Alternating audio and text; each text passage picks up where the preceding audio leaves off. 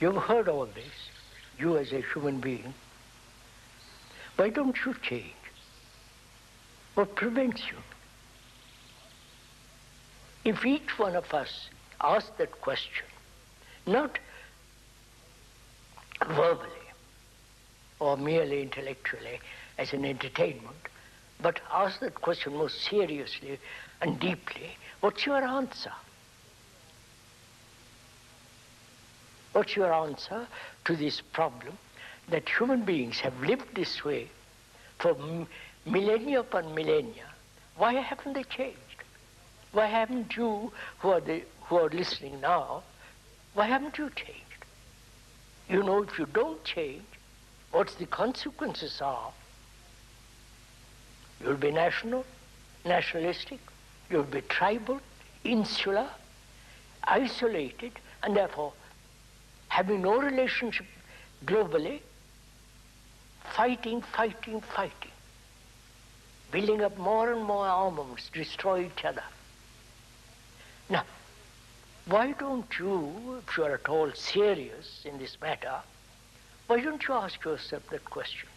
Why am I, a human being who have been through all this, why haven't I changed? What would be your answer?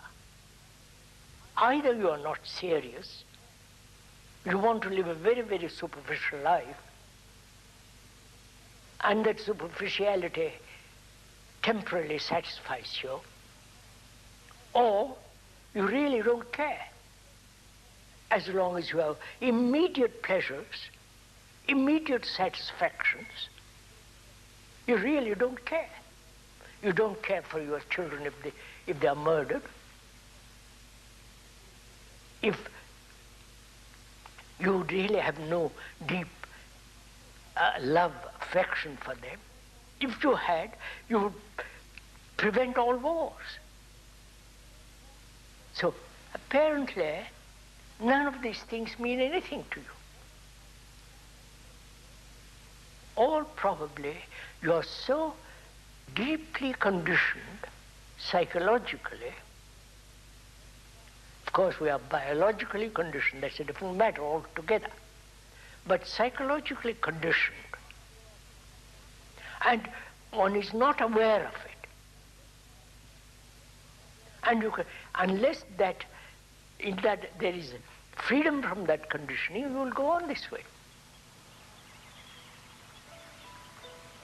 After all,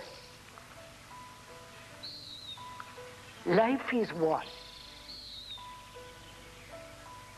One global unitary movement. So, in the same way, our consciousness is common to all mankind. Now, if I radically change, surely it affects the rest of the consciousness of man. Now, why don't you change?